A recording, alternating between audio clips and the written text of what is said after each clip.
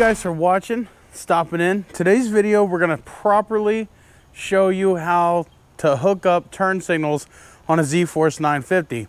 And we're gonna utilize the stock turn signal lights for this job. We're gonna go about this redneck's way, and we're gonna show you how we're gonna do it. And it's affordable, cheap, and gonna be easy. First of all, we're gonna have to pull the added 10 horsepower go fast pins, probably done in somebody's uncertified garage. Pull those. If you guys haven't done this mod, you definitely need to, because it's well worth it. CFMOTO did not know what they were doing when they designed this lid to catch air, and they probably should have done something real similar to this. Nonetheless, they left you room so you could. Plus, it looks cool. So we're gonna set this over aside. Now, if you guys haven't went ahead and hit that like and subscribe button yet, go ahead and do it, because the next step, we're actually going to put our relay down in here. But before we do that, we got to get wires ran, and I'm going to show you how you can get to those wires. So we're going to go ahead and remove this cover on both sides. We need to remove both covers. Now, down from underneath the machine here is a connector. We're going to go ahead and unconnect that and bring it up so we can work with it. On the driver's side, we're looking for the orange wire. Now we're going to get a razor blade, and we're going to just cut real easy and light so we can expose more of that wire, because we're going to tap right into it. All right, we got that wire exposed. We're going to cut that in half. Let's go ahead and cut that wire directly in half like so. We'll grab our wire strippers,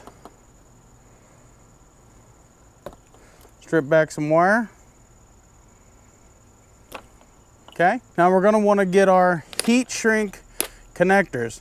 These are the only kind of connectors that you should be using in the off-road world, or any world really. Use these heat shrink connectors. So we're gonna need a pink one there. And the closest thing to orange I have is red. So we're going to strip that too, like so. We're gonna twist this together like that. We're gonna put our heat shrink butt connector on there, just like so. Get our crimpers. You can find all these tools in my Amazon store. We're gonna crimp that, just like so. Now we're gonna crimp this wire back together, and you'll see why we did this way when the video's over. I'll show you.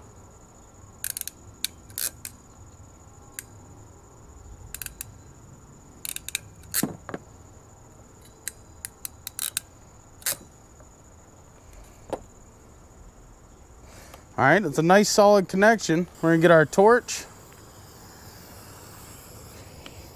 We're gonna apply some heat to that and get her shrunk up. There we go. Now she's safe from any and all water intrusion. Now what we can do is bring this wire, send this wire back down through here, and connect it up. Okay, we got our connector back in place. We're gonna pull our wire right up through there. Now we're gonna do the same thing to this side, and once we do that, we'll be right back. I wanted to add, so I didn't leave you guys guessing, this side of the wire is gonna be baby blue that you're after. Orange over there, baby blue over here. All right, we're just gonna do the same thing we did here, over here. All right, guys, you're gonna have to have a fuse, and you're definitely gonna have to have a relay. Now on this relay, you're gonna have 3 prongs, B, E, and L. B is your ground, E is your positive, and this part is gonna go to your switch. We'll get into that in a minute. What we're gonna do, cut that so we have a long enough lead to put that back in there. Strip it.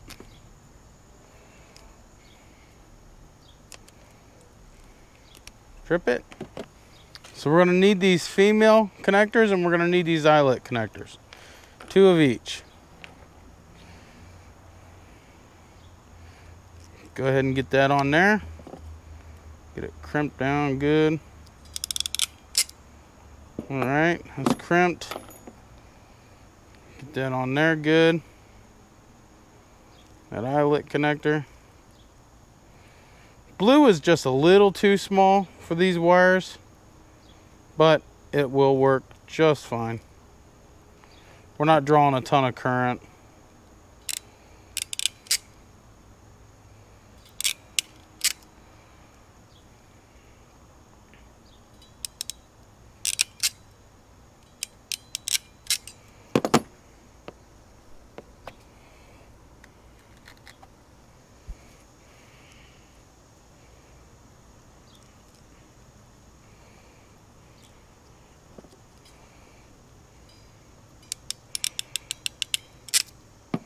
There we go. Now, so I don't have to keep showing us on camera every connection we're gonna do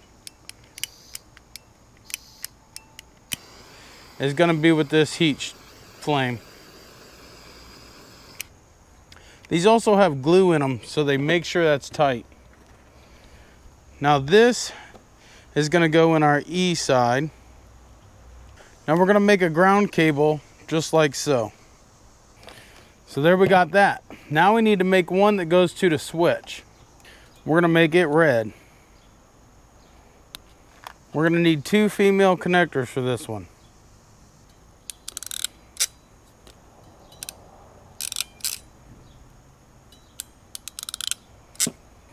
And we're gonna heat shrink those. And the reason I heat shrink those like that is for water intrusion. That slid up on there. Now we have it made. Positive, negative, switch. These 2 are also going to go to our switch, so we're going to need to do the same thing.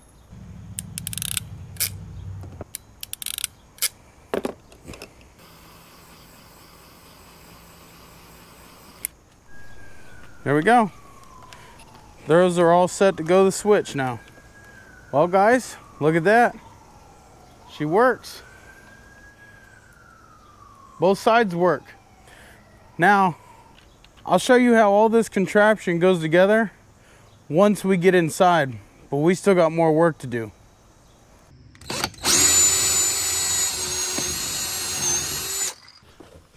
Okay guys, so you're gonna want to pop off this switch panel. There are 2 holes, one here and one here. You can grab a plastic putty knife and pop it, and then it just slides right out just like so. And then we brought our wires in from back here, right? Okay. Now, remember we're gonna have 3 wires. We have an orange one, which we have as red, is gonna be our left turn signal. We have a blue one, which is gonna be our right turn signal. And then we have our power, which is coming from our relay. Remember the L? The L goes to your switch. Now we got turn signals. Okay, so you're gonna hook them up just like so. But I wanted to do that so you guys could see.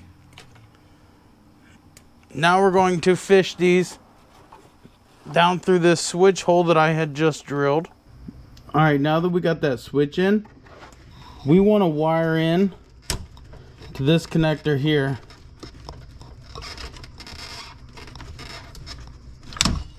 Right here, we're going to be after this baby blue wire and this orange wire.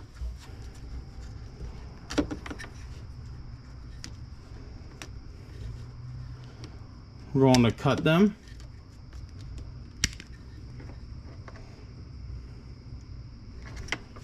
And then splice them. Now what I like to do is twist them together. And we made ourselves some jumper leads to go from there. Crimp that down like so.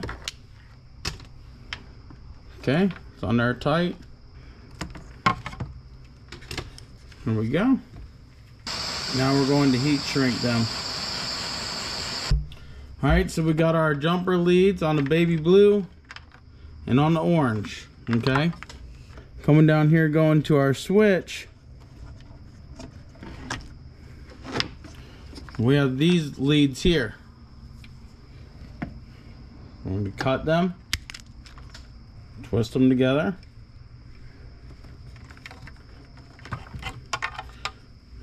Remember, you guys, I color coded the wires blue, and on the switch here red for orange. So we're gonna get our wire that go. I should have used a blue wire here, but I didn't. And it's gonna, the blue from this plug is gonna go to the blue that goes to our switch. And we're gonna show you guys what this does here in a minute. Okay, there we go. We just tapped into those. And we're gonna go ahead and plug this plug back in. And now our signals work on the dashboard. That's what those wires do. I will have links to everything that we used in the video here, but we're gonna go around and show you this thing. I'm gonna get the front buttoned up real quick and we'll be right back. Now we got that all tidied up, looking good in there, all professional like Redneck Garage does. Remember guys, bring me your machines. I'll fix you up. I'll work on them. And you can trust me, I do great work. Really good work actually. Now we got to put these plates back on. They just snap right into place there. There we go, snapped in. Alright guys, you ready to see what it looks like in the front? Check this out. Oh yeah. Alright, got that one. Now let's check out what we have in the back. How you like that? That looks pretty cool, doesn't it? Oh yes.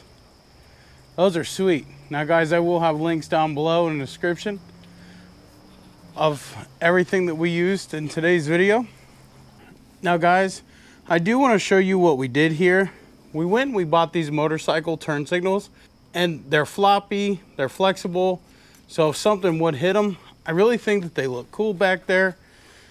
I mean, you tell me. I think they look awesome. They fit this machine very well with the styling.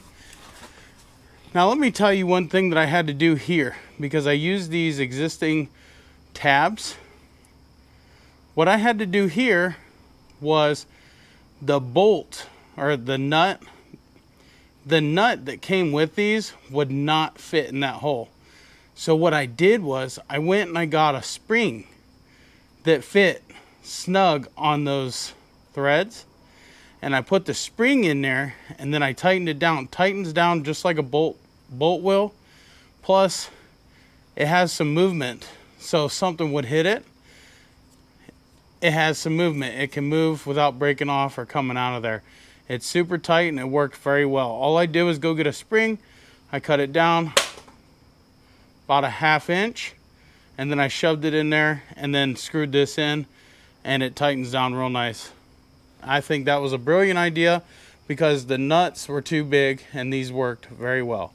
So I will have a link down below in my video description. Check out my Amazon store. And then all I did was I ran the ground wire to a ground. You can ground it anywhere you see fit on the frame. And then those wires we ran back earlier. We ran back the left side signal wire back, and we ran back the right side. Guys, it was quicker and easier and cheaper to do that than it was to tear apart this whole thing to get to the factory harness back here, which is something that you could do, tap into the factory harness. But I didn't want to charge the customer shop labor rate and hours to be all into that when we could just do this quicker, easier. It still looks great. It's installed professionally and it'll last a very long time. And one thing that I would have loved to do, but it's not my buggy, I would have loved to just drill a hole into this tubing and went in that way. But these were here and they work, and the wire just tucks in and fits in there very nicely. So guys, I hope you like what you've seen here today. I hope this helps you out when you're installing turn signals on your ZForce 950 Sport. I want to thank you guys for watching. I hope you have a good evening, and we'll see you in the next one. Peace out and God bless.